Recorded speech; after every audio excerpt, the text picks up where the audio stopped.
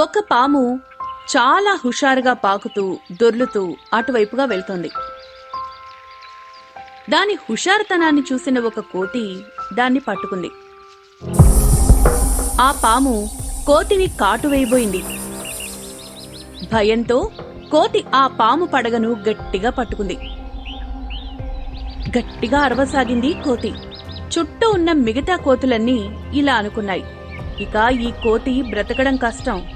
కోతి పామును వదిలితే ఖచ్చితంగా కాటు వేస్తుంది. తన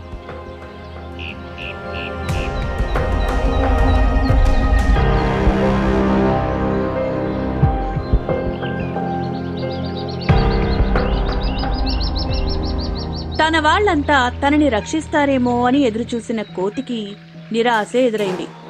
అలాగే భయంతో కూర్చుంది.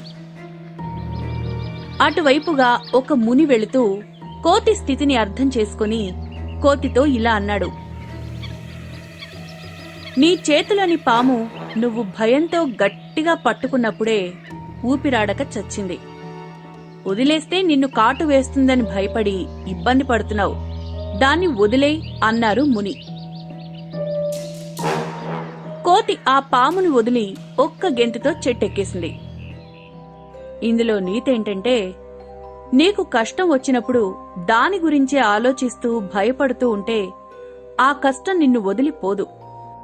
కష్టాన్ని దూరంగా విసిరికొట్టే పరిష్కారం వెతకాలి.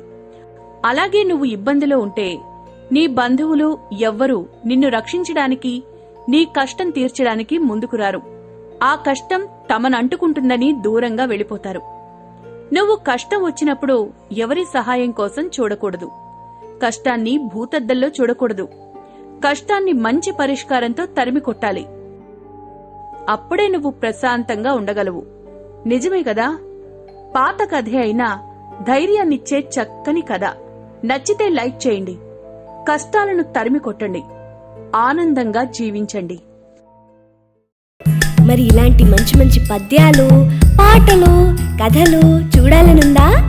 ఇంకెందుకు ఆలస్యం? వెంటనే మీ అమ్మా నాన్నలకు చెప్పి మాకు సబ్స్క్రైబ్ చేయించరా?